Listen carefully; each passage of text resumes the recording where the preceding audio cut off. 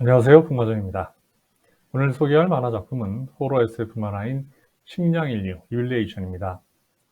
식량인류의 속편으로 전작과 마찬가지로 프라이시 유가 스토리를 담당하고 이나베카즈가 작화를 담당하고 있습니다.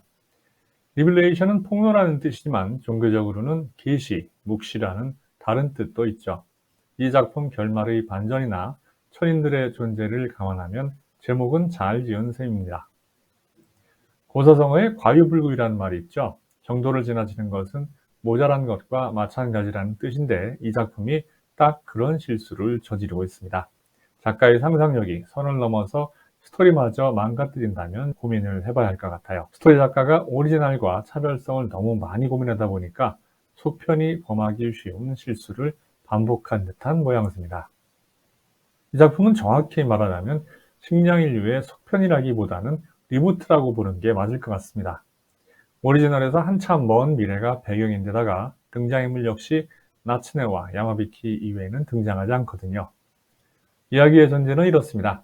만약 당신이 사는 세상이 모두 거짓이라면, 당신이 보고 있고 꿈꾸는 미래가 사실은 누군가가 조작한 거대한 시스템의 일부라면, 더 끔찍한 건 그 사실을 알아낼 수 있는 방법이 완벽하게 없다는 겁니다. 그나마 리얼리티 쇼였던 트루먼 쇼에서는 트루먼이 광고나 주변 인물의 이상한 행동을 눈치채게 되지만 이 작품의 주인공 히로키와 그 일행은 자신들의 세계가 거짓이라는 사실을 눈치챌 방법이 전혀 없었습니다. 공화국의 최고위층이자 거짓 세계의 수호자인 사카키 총감이 양심 고백을 하기 이전까지는 말이죠. 이 작품의 가장 섬뜩한 점은 하드코어가 아닙니다. 재물이 되어 먹히는 운명을 가문의 영광이자 개인의 영광으로 받아들이도록 인류가 세뇌되어 있고 사회적으로도 그렇게 교육한다는 점이죠. 히틀러의 광기에 온 국민이 세뇌돼서 2차 대전을 일으켰던 독일을 몇 단계나 뛰어넘는 이러한 세계관이야말로 이 작품에 단순한 호러 이상의 의미를 부여합니다. 고교생 히로키의 가장 큰 고민은 죽는 게 무섭다는 겁니다. 당연한 거죠. 그런데 친구나 담임 선생님은 다릅니다. 그들은 천인들에게 바칠 제물로 출하된다고 선정되면 개인과 가문의 영광으로 받아들입니다. 학교 교육의 목표는 학생들의 육질 점수를 최고로 관리하는 것이고 학생들이 하루빨리 스스로를 제물로 바칠 수 있도록 독려하는 것입니다. 히로키와 친한 하스누마 유즈가 특상의 유물로 평가받아서 출하가 결정되는데요. 동급생들은 자신들의 살도 바치고 싶다며 손가락이나 귀를 비롯한 신체 일부를 잘라서 바칩니다. 히로키도 이 광기의 대열에 참여하라는 강요를 받지만 동참에 실패한 후 멸시를 받게 되죠. 이런 가운데 호아키 후미마로와 사카키 마치네는 히로키를 주목합니다.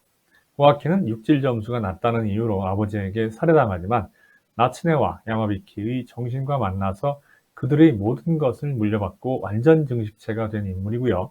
마치네는 신관 집안의 아들로 촉망받는 을급 관리자였으나 추악한 진실을 알게 된 후 쿠데타를 꿈꾸는 인물입니다. 마치네는 천인들이 학교를 방문했을 때 히로키를 도와서 그들을 모두 제거합니다. 천인들을 인도해온 신관이자 마치네의 스승인 츠지는 이들을 체포해야 하는데도 순순히 물러납니다. 이들을 이용해서 개인적인 복수를 할 생각이었기 때문이죠. 궁정책에서 나온 사쿠라와 키리야마 관리자는 천인들의 사망에 대한 책임을 묻고 동시에 츠지의 속셈을 알아내기 위해서 세탁의 날을 정하고 학생들을 무자비하게 살해합니다. 이날 히로키와 유즈 호아키는 사쿠라 일행에 의해서 잔혹하게 살해당하죠. 사쿠라와 키리야마가 이토록 압도적인 전투력을 가진 이유는 궁정청 인물들이 직급에 따라서 초인적인 전투 기술을 습득하기 때문입니다. 갑, 을, 병으로 나뉘는 관리자들은 신체 내부에 무기를 감출 수 있으며 인간을 아득히 초월한 신체 능력을 갖고 있습니다. 사카키 총감의 부하들은 심지어 근거리에서 발사된 권총탄을 보고 칼로 자를 수 있을 정도입니다.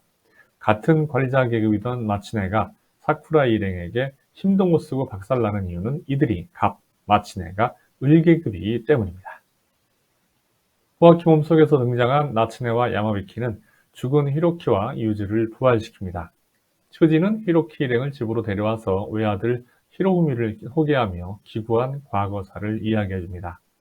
츠지는 원래 궁정청의 최고위직 중 하나인 총감이었습니다. 그런데 아들 히로부미가 반정부 조직에 속한 채 천인에게 바칠 재물들을 숨겨놓은 것이 발각되면서 2년 동안 교정 치료를 받고 6계급이나 강등당한 후에 몰락했던 거죠.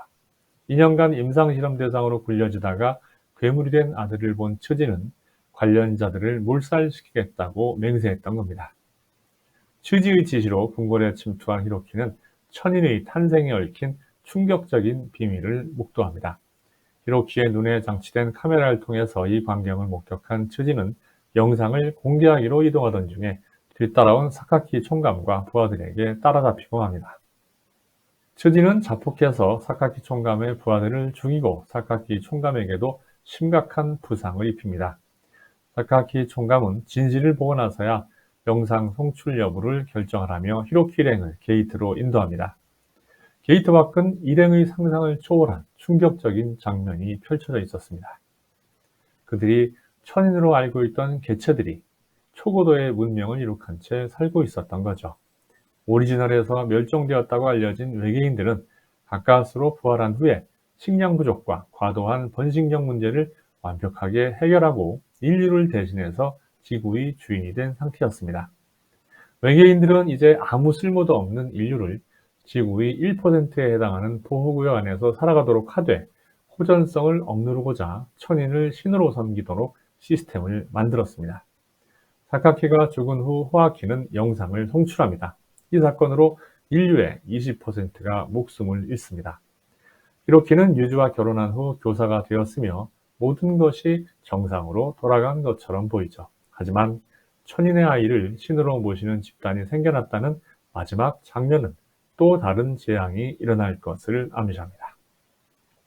시작은 오리지널보다 더 충격적이었지만 이 작품의 결말은 자기적인 데다가 개연성이 현격하게 모자랍니다. 문명 수준에서 비교조차 할 수 없는 외계인들이 면역력이 없어서 인간이 보유한 병원균을 이기지 못하고 전멸한다는 설정이나 전작에서 우주를 떠돌면서 수만 년 동안 개발하지 못했던 배양육 개발이나 번식 억제 문제를 갑자기 성공했다는 설정은 황당하기까지 하죠.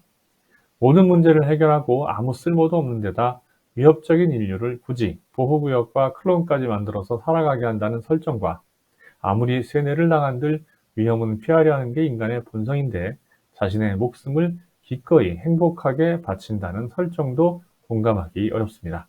서론에서도 이야기했지만 차별성을 너무 강조하려다 보니까 차별화를 위한 차별화에 그치고 말았다는 느낌이네요.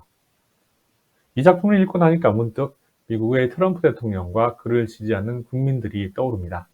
현실 속의 트럼프는 만화 속의 궁정청 관리들과 아주 흡사하죠. 이들이 공유하는 도구는 권력과 세뇌의 메커니즘입니다. 인류가 출하를 축하하도록 만들기 위해서 궁정청은 체계적인 교육과 종교적 신화를 철저하게 이용합니다. 트럼프 역시 자신의 상상 속에만 존재하는 미국의 미래를 환상적으로 포장하며 알리기에 여념이 없습니다. 실체가 없는데도 트럼프의 이야기가 진실이라고 믿는 이들은 스스로의 삶이 절망 속으로 빠져들고 있는데도 그를 비호하죠. 이러한 모습은 우리라고 다르지 않습니다. 수천억의 세금을 낭비한 한강버스 사태를 만든 시장을 지지하는 30% 이상의 시민들이 존재한다는 사실이야말로 출하의 개념도 모른 채 기뻐하는 작중 인물들의 모습과 다르지 않습니다. 오늘 영상 시청해 주셔서 감사하고요. 식량인류 리빌레이션의 평점은 5.2점입니다.